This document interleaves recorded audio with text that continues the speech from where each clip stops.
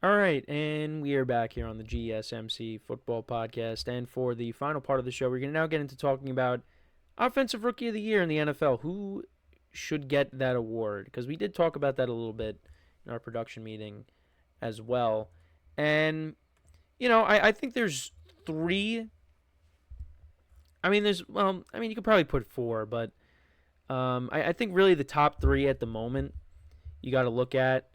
Um, Bo Nix, Jane Daniels, and Brock Bowers. Now, Caleb Williams has started to play better as of late, so he's still going to be a part of that conversation. But I think that's what you got to look at right now.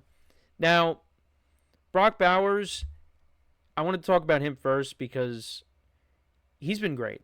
Um, he has been one of the lone bright spots of the Raiders and their season, their 2-10 season. Right now, he's their leading receiver. He's got 84 receptions on the year. He's got 884 receiving yards, and he has 4 touchdowns. And he's coming off of a 140-yard performance against the Chiefs, which has been his best game so far. He's going to finish with over 1,000 yards. We'll see with how many touchdowns he finishes with, but he's been awesome, and he definitely deserves consideration. But again, kind of like the MVP, it's usually going to be a quarterback. Sometimes it's not, but it's usually going to be a quarterback. And also, you also got Malik Neighbors and Marvin Harrison Jr., but I think it's going to come down to either Jaden Daniels or Bo Nix. And Bo Nix has played better as of late. Right now, he has 17 touchdowns to 8 interceptions. Had a couple of picks in the game on Monday against the Browns, but passed for almost 300 yards and also had a touchdown. If you go back to the game, starting with the game on November 10th against the Chiefs, he has 9 touchdowns to 2 interceptions. That's very impressive. And then you even go back even further to October 27th. He has 12 touchdowns to 3 interceptions. Beginning of the year, first couple games wasn't great, but he's turned it around. And I think this race has gotten closer because, outside of this past week, Jane Daniels started to struggle a little bit. And on the season for him, he's got 15 touchdowns to 6 picks. He's got 2,800 yards passing. But again, also in the running game, he's got almost 600 yards rushing and 6 touchdowns. So, I guess looking at that, you probably got to lean towards it's still Jane Daniels. Again, this year's not over yet. Things can change. But that's probably who you would look at as the leader. Because I was thinking, Bo Nix has been playing better. But, you look at the overall body of work for both guys, I think right now you'd have to give it to Jane Daniels. And especially if the Commanders make the playoffs, which right now, look, it's getting a little close. That was a big win for them against the Titans. I would say you've got to give it to Jane Daniels. But Bo Nix and the Broncos look like they're going to make the playoffs too. You're going to see a lot of teams that you did not expect to make the playoffs. Because I didn't have the Broncos making it. I didn't have the Commanders making it. The Chargers are another team that I had on the outside looking in, but they look like they're on their way to making the playoffs. Steelers, I didn't have them making it. But not to get off topic here, but yeah, credit to the coaching staffs of both the Broncos and the Commanders, because in the beginning, those teams, those quarterbacks didn't have the best of debuts, but they've come along, and they look like they are the future for both of those teams. And the Broncos, the quarterback carousel that they've had to go through since Peyton Manning. From Trevor Siemian and Paxton Lynch and Joe Flacco and Case Keenum, all these guys, to now, you might have found your guy. And then the Commanders, they just refused to pay Kirk Cousins. And then, you also had Case Keenum for a year. Let's not forget that. You had Sam Howell for a little bit. Alex Smith as well. And then, Alex Smith, of course, suffered that horrific leg injury. He did come back from it, and they won the division, but, he just he retired, which was the right thing to do. You had Taylor Heineke, of course, and his magic for a little bit. But it looks like they found their guy. And, like I said, credit the coaching staff. Cliff Kingsbury's done a good job with this offense. I mean, look at the year that Terry McLaurin has had. They finally found him a quarterback. Happy for him. And, that team, it was a quick turnaround. Because I only had them winning 3 or 4 games this year. Because I just thought the defense was not going to be good. And I didn't know how well Jane Daniels was going to play. I didn't know what to expect. But he's played well. And, they're on their way to maybe making the playoffs. And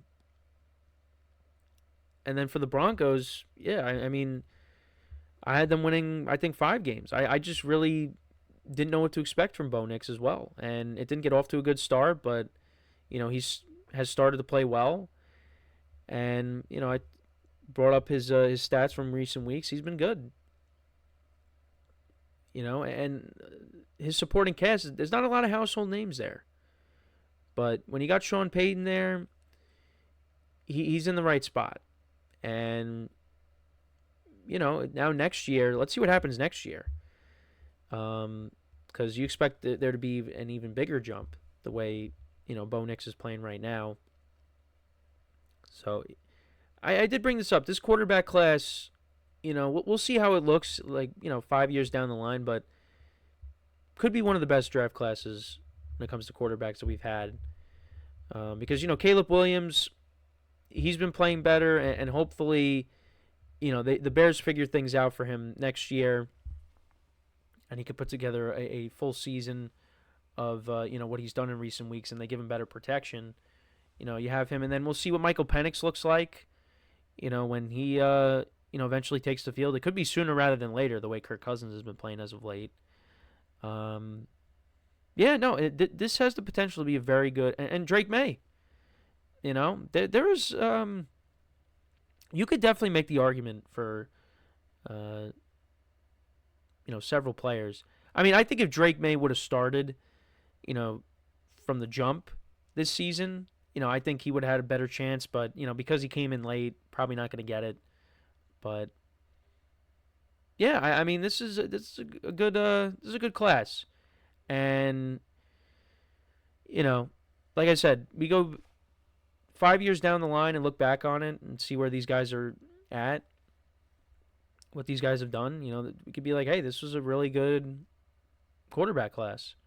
So we'll see. But, yeah, I think as of right now, you look at Bo Nix and Jane Daniels, probably lean towards Jane Daniels as the guy to win this award. But we still got some time left, so things can change.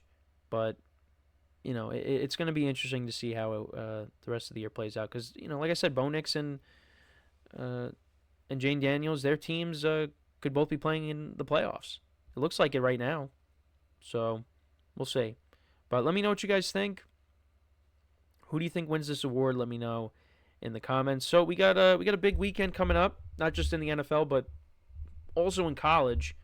You have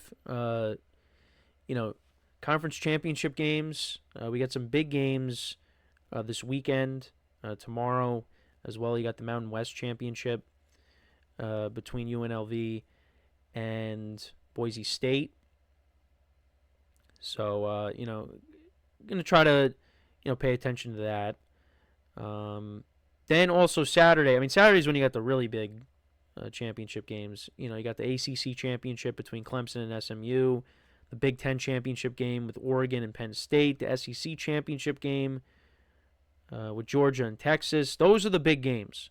And then earlier in the day, you also have the Big 12 championship between Iowa State and Arizona State. We'll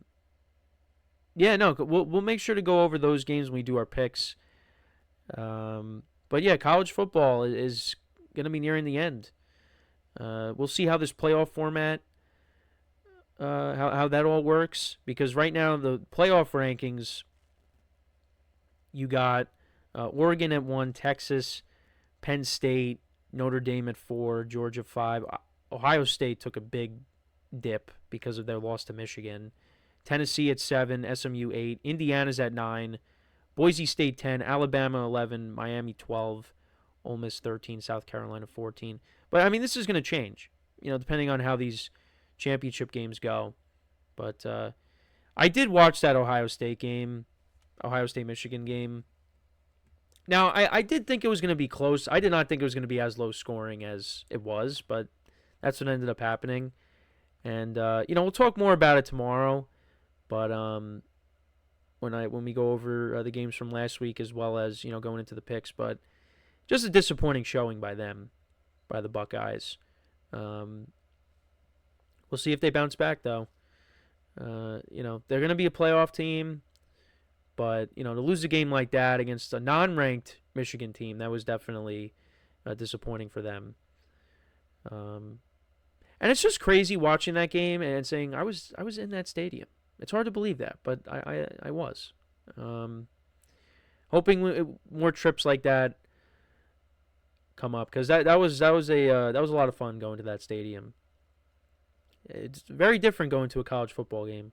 Everybody should, if you're a big college football guy or college football person, and you haven't been to one, you should try to get to a game, because it's or a game like that, an atmosphere like that. It's very different from anything I've ever experienced.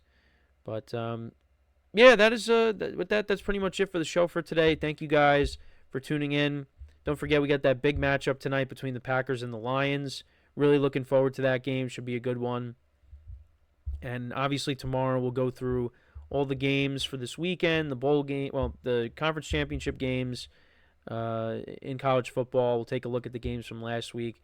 We'll also talk about the games in the NFL for this upcoming weekend. Kirk Cousins and his revenge game against the Vikings. We'll see how that goes. We got the Chargers and the Chiefs on the schedule as well. The Bills and the Rams.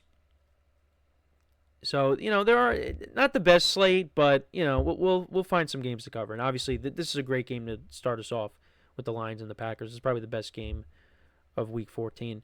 So, yeah, I hope you guys enjoyed the show. Thank you for tuning in. Make sure to check out all the other shows as well. And make sure to leave a like, comment, and subscribe to the video. And as always, I'm your host, Kenneth Grunfelder, signing off from the GSMC Football Podcast, brought to you by the GSMC Sports Network. Have a good day. Enjoy the game tonight, and I will talk to you guys tomorrow. Take care.